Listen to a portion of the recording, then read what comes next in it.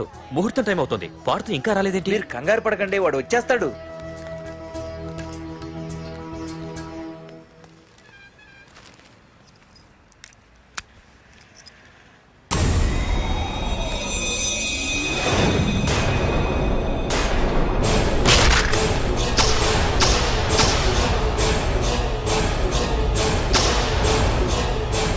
అగ్గిపెట్టి తీసుకో.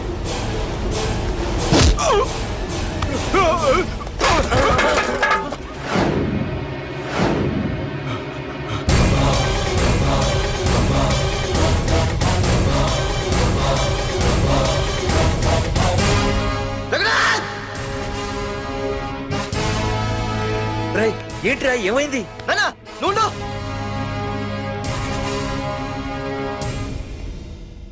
రఘునాథ్, నీకు ఆ రోజే చెప్పాను, నీకేమైనా అభ్యంతరం ఉంటే ముందే చెప్పమని. ఇలా వెనక నుంచి పొడిపించడాలు నరికించడాలు నాకు నచ్చవు. ఒక పక్క ఎంగేజ్మెంట్ ఫంక్షన్ అని బిల్డప్ ఇస్తూనే మరో పక్క నన్ను చంపించడానికి ట్రై చేస్తున్నావు. హే పార్థు, ఏం మాట్లాడుతున్నావు?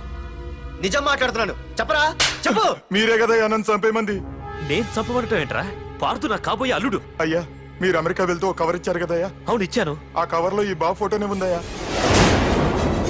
ఏంటి, పార్థు ఫోటో ఉందా? అవునయ్యా. మళ్ళీ కొత్త నాటకమా? నాటకం ఏంట్రా నాటకం? నీకు ప్రకాష్ కు గొడవలు ఏమైనా ఉన్నాయా? వాడెవడు? హైదరాబాద్ సిటీ మొత్తాన్ని కను సైకిల్తో శాసించే కింగ్ మేకర్ ప్రకాష్. ప్రతి ఏరియాలోనూ వాడికి బ్రాంచులున్నాయి. ఇక్కడ వాడికి ఏమైనా పనులుంటే నేను చేసి పెడతాను, అక్కడ నాకేమైనా పనులుంటే వాడు చేసి పెడతాడు. మొన్న అమెరికా వెళ్లే హడావిడిలో వాడు పంపిన కవర్లో ఎవరి ఫోటో ఉందో చూడలేదు. ఆ కవర్లో నీ ఫోటో ఉందంటే వాడికి నీకు ఏదో ఉంది. చూడండి, ఆ ప్రకాష్ ఎవడో, వాడి దగ్గరికి నా ఫోటో ఎలా వెళ్ళిందో కూడా నాకు తెలియదు. పార్దు, ప్రకాష్ టార్గెట్ పెట్టాడంటే ఆకలితో ఉన్న సింహం వేటకు బయలుదేరినట్టే. ఇప్పటికే నీ ఫోటో అన్ని ఏరియాలకు వెళ్ళుంటుంది. చూడు పార్దు, ఒక తండ్రి ఎలా ఆలోచిస్తాడో నువ్వు ఆలోచించి ఆ రోజు నా కూతుర్ని ప్రేమించడానికి నా దగ్గర పర్మిషన్ అడిగావు. అలాగే ఈ రోజు ఆలోచించు. చూస్తూ చూస్తూ రేపో మాపో చావబోయేవాడికి నా కూతుర్నిచ్చి దాని జీవితం నాశనం చేయలేను. నా కూతుర్ని మర్చిపో. మీరు మర్చిపోమంటే మర్చిపోవడానికి, వాడెవడో వచ్చి చంపేస్తానంటే చచ్చిపోవడానికి నేనేం చేతగాని వాడిని కాదు. పార్థసారథి.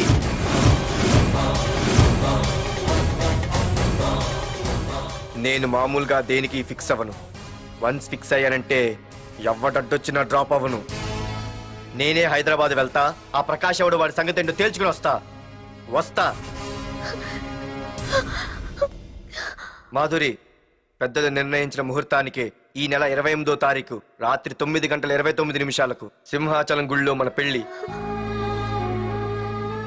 ఇందులో ఏ మార్పు ఉండదు.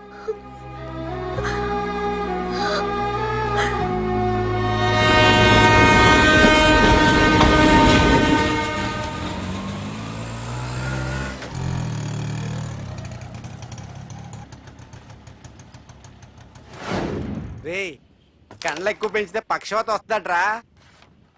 ఏరా మామా, ఏంటి మళ్ళీ సస్పెండ్ అయ్యావా? సస్పెండ్ అయితేనే కదా హైదరాబాద్ వచ్చేది. ఏంట్రా అలా ఉన్నావు? ప్రకాష్ అంటే ఎవడ్రా?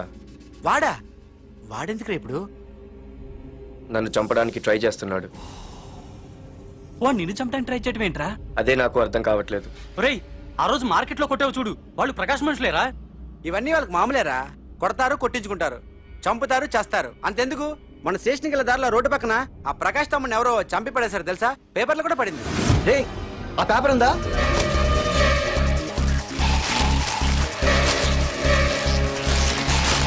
రేయ్ విడారా?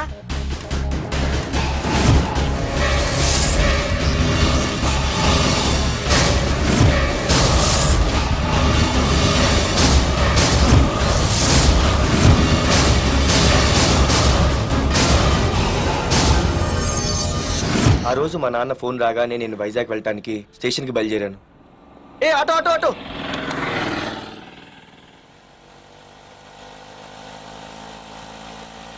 ఈడిని మాత్రం వదలకూడదు. Auto auto! బాబు, రైల్వే స్టేషన్కి వస్తావా? సవారీ ఉంది సార్. వీడు సవారీ. Sorry sir. సార్, మీరు ఎక్కడ దాకా వెళ్తున్నారు సార్? ఈస్ట్ మారేడుపల్లి. సార్, కొంచెం స్టేషన్ దాకా లిఫ్ట్ ఇస్తారా? నా ట్రైనింగ్ టైం అవుతుంది. సరే సరే ఎక్కు. Thank you sir. Sir me parent sir? Railway స్టేషన్కి వెళ్ళడానికి పేరు అవసరం లేదనుకుంటా. ఏదో కొంచెం టైం పాస్ కావాలి కదా. నీ పేరేంటి? నా పేరు పార్థు. రామ్, జానకి రామ్. ఆహా. సార్ మీరు ఏం చదువుతున్నారు సార్? Second class. ఆహా. పెద్ద తర్వాత ఏమనుకుంటున్నారు? ఏపీజే అబ్దుల్ కలాం. అబ్బో, ఎవరైనా డాక్టర్ ఇంజనీర్ అవ్వాలనుకుంటారు, మీరేం సార్ ఏకంగా రాష్ట్రపతి పోస్ట్కి వేస్తారు పెట్టారు? అంతకన్నా పెద్ద పోస్ట్ ఉందా?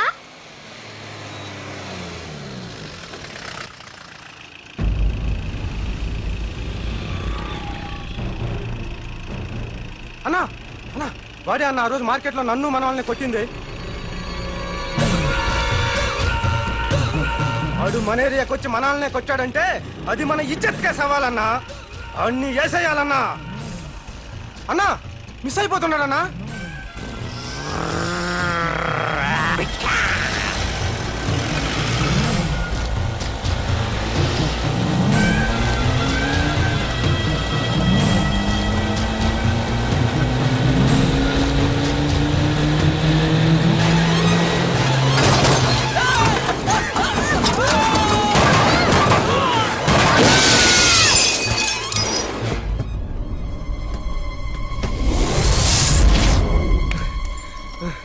చిన్న రే చిన్న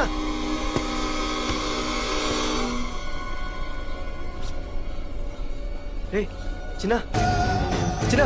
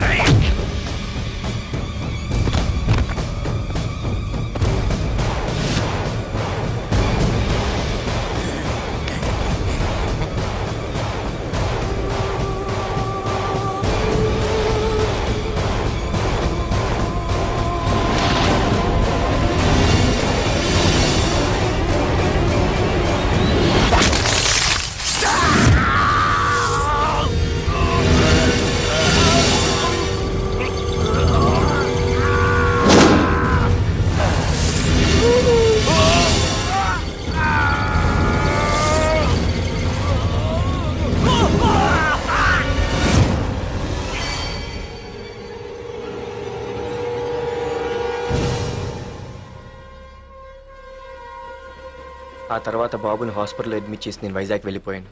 కానీ ఇప్పుడే అర్థమైంది ప్రకాష్ తమ్ముడు పడిపోలేదు, చనిపోయాడని. మరి ఇప్పుడు ఏం చేద్దాం అనుకుంటున్నారా?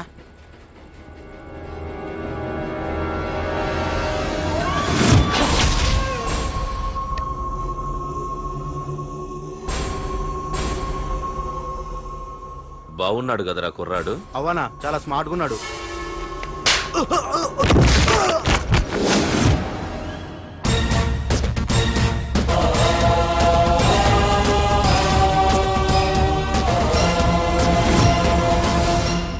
నా పేరు పార్థు. నువ్వు వెతుకుతున్నది, చంపించాలని ట్రై చేస్తున్నది నన్నే. నేను ఈ తమ్ముని కావాలని చంపలేదు, అది అనుకోకుండా జరిగింది. అతను చనిపోయిన విషయం కూడా నాకు ఇప్పుడే తెలిసింది. నన్ను చంపడం వల్ల అతను తిరిగి రాడు కదా.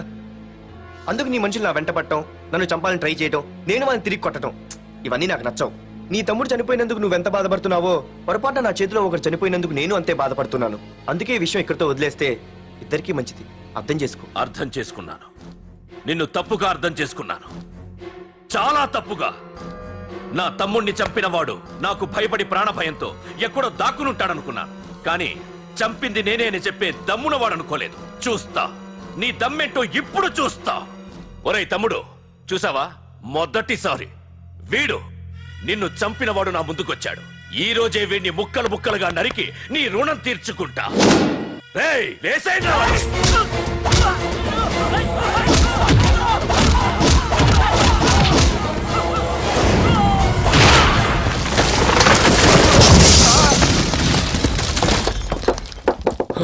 రే ప్రకాష్, నాకు సైలెన్స్ అన్నా వైలెన్స్ అన్నా అస్సలు నచ్చవు. పొర్రపాటున మొదలు పెట్టానంటే కథలు కథలుగా చెప్పుకుంటారు.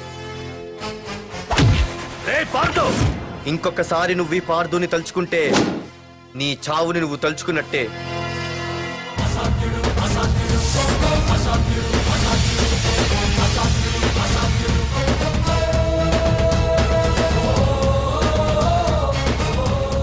మా బామ్మ పిడుగు శబ్దం వినాలి కానీ చూడకూడదనేది. అంటే ఏంటి ఇప్పుడు అర్థమైంది. ఈడు ఇంకా తేరుకోలేనట్టుంది.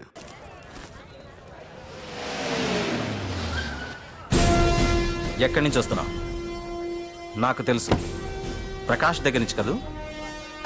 తంబు మర్డర్ కేసు ఇన్వెస్టిగేషన్ చేసింది నేనే. అతన్ని నేను కావాలని చంపలేదు సార్. ఒక కుర్రాన్ని కాపాడే ప్రయత్నంలో అలా జరిగింది. తెలిసి చేసినా తెలియక చేసినా తప్పు తప్పే అని ఫీల్ అయ్యాను. అందుకే ఆ ప్రకాష్ని కలవడానికి వెళ్ళాను. తంబుని చంపటం తప్పు కాదు పార్థు. మర్డర్ చేయడం తప్పు కాదంటున్నాడేంటని ఆశ్చర్యంగా ఉందా? రా బండెక్కు. నాకంతా తెలుసు పార్థు, నీ తప్పేం లేదు. దిగు.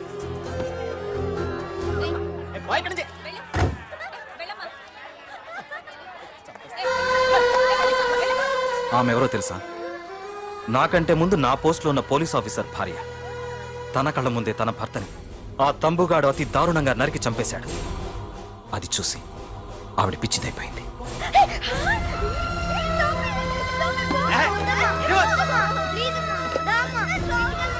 ఆ కుర్రాడు ఆవిడ కొడుకు. చదువుకుంటూ ఆడుకోవాల్సిన వయసులో తన పిచ్చి తల్లిని జాగ్రత్తగా చూసుకోవడానికి రోడ్డున పడ్డాడు. ఆ పెద్దాయన్ని చూడు. 6 సంవత్సరాల క్రితం తన కూతురి పెళ్లి కోసం బట్టలు కొనడానికి కూతురుతో పాటు సిటీకి వచ్చాడు. తంబుగాడు ఆ అమ్మాయిని ఎత్తుకుపోయాడు. ఆ రోజు నుంచి ఈ రోజు వరకు తన కూతురు ఉందో లేదో తెలియకపోయినా ఎప్పటికైనా తిరిగి ఇవ్వకపోతారా అన్న చిన్న ఆశతో ఈ సిటీలో ఉండిపోయాడు. వీళ్లే కాదు పార్థ, ఒక్కసారి అటు చూడు.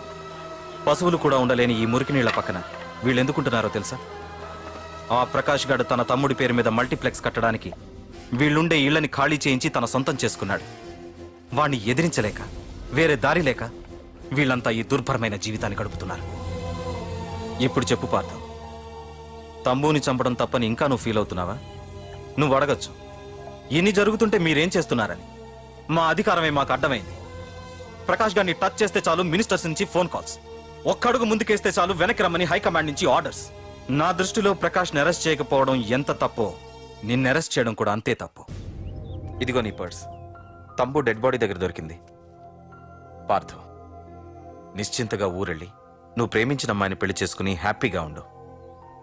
చూడు, నిన్ను నువ్వు రక్షించుకోవడానికి ఆ ప్రకాష్ని గాని వాడి మనుషుల్ని కానీ ఏమైనా చేయి. నీ వెనక నేనున్నాను. Wish you all the best.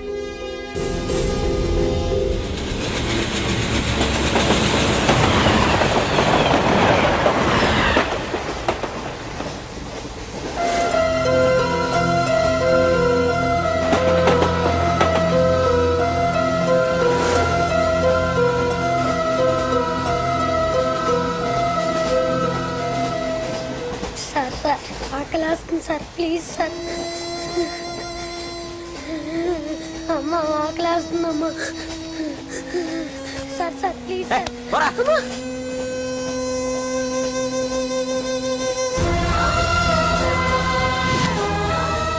APJ Abdul Kalam.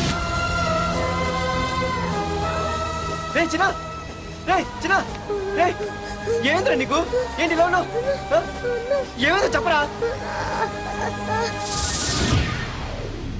చెప్పు. వాట్?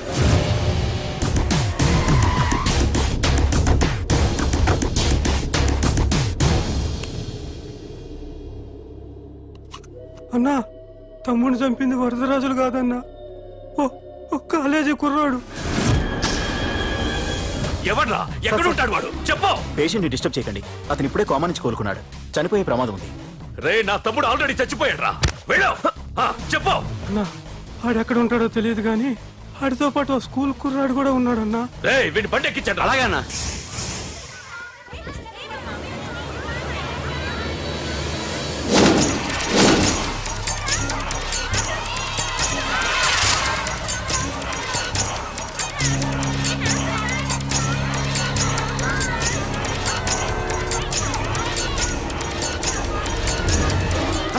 ఆ కుర్రాడన్నా రే బాబీ ఆగరా. మర్యాదగా చెప్పు, నిజంగా అతను ఎవరో మాకు తెలియదు సార్. తెలియకుండానే వాడితో మీ కొడుకుని స్టేషన్కి పంపించారా? ఉం? చెప్పు వద్దు, ఏం చేయొద్దు. చెప్పు చెప్పు చెప్పు చెప్పు చెప్పు చెప్పు చెప్పు తెలియకుండానే వాడితో స్టేషన్కి పంపించావా? అడిగాడట, తెలియకిచ్చాడంటే. చెప్పు! ఏయ్! చెప్పవే, చెప్పు చెప్పు. ఏమి చేయకండి సార్. ఇప్పుడు చెప్తా, చెప్పు మమ్మల్ని వదిలేయండి సార్, ప్లీజ్ చెప్పు సార్. చెప్పు. నిజంగా మాకు తెలియదు తెలీదా? సార్. చెప్పు చెప్పు. ఏయ్, చెప్పు. డాడీ! ఏయ్! ఏయ్! ఏయ్, చెప్పు, ఇప్పటికైనా చెప్పవే. వాడు నా చేతిలో చావాలి, చెప్పు.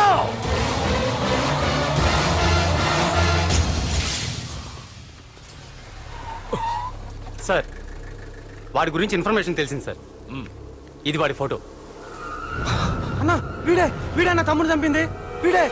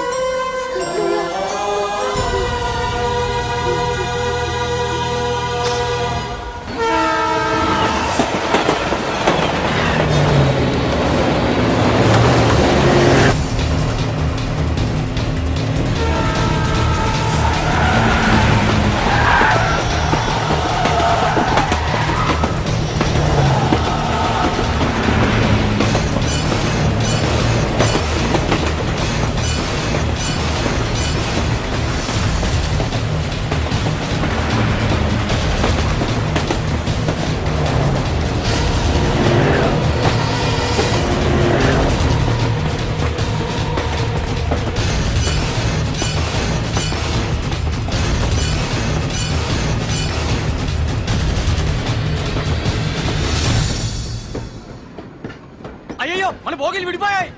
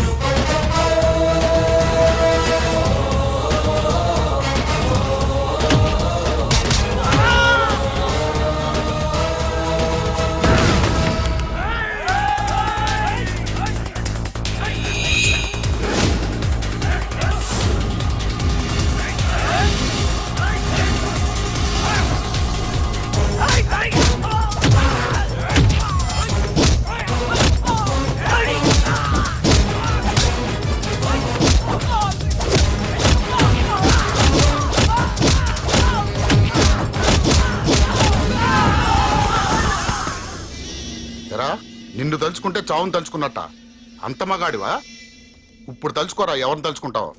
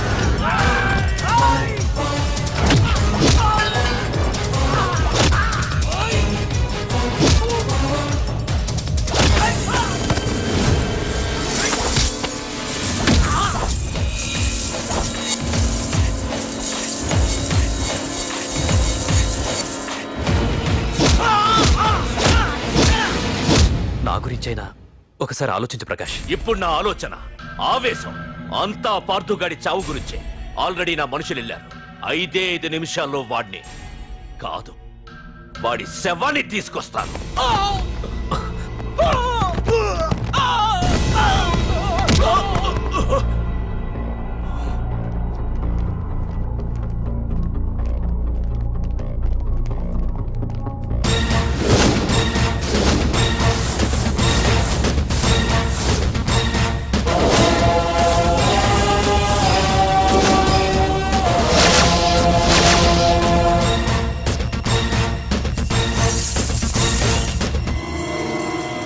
పార్థు, రేయ్, నువ్వు జీవితంలో ఏ తప్పైతే చేయకూడదు అదే చేశావు. నన్ను నన్ను టెన్షన్ పెట్టావు.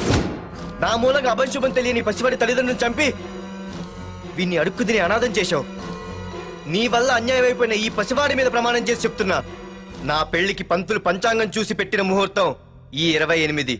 అప్పటి వరకు నేను ఇక్కడే ఉంటా. నీ ప్రతి అడుక్కి ఎదురొస్తా. నీ రౌడీ రాజ్యాన్ని నేలకూలుస్తా. నీ రాక్షసత్వం వల్ల ఇప్పుడు వీడు ఏ స్థితిలో అయితే ఉన్నాడో అదే స్థితికి నిన్ను తెచ్చి నడి రోడ్డు మీద నిలబెడతా. దానికి నేను పెట్టిన ముహూర్తం ఈ నెల 19. తెచ్చుకో. నీ బ్రాంచీల నుండి జనాల్ని తెచ్చుకుంటావో, నీ గొడవల నుండి ఆయుధాలు తెచ్చుకుంటావో. ఒరే ప్రకాష్, పొరపాటున నా పొరచేయి తగిలితేనే పైకి పోయాడు నీ తమ్ముడు. అదే నే మనసు పెట్టి పిడికిలి బిగించి కొట్టానంటే పునర్జన్మ లేకుండా పోతావు.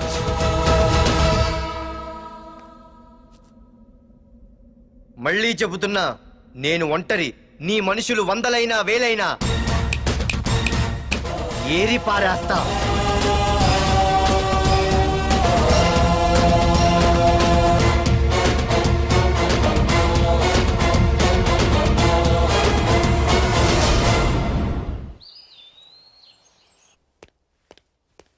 నాన్నా, పార్థు. ఏం నాన్నా, నేను ఇంత టెన్షన్ పడుతుంటే నువ్వే మాట్లాడవేంటి? పార్థు తనని నమ్ముకున్న వాళ్ళని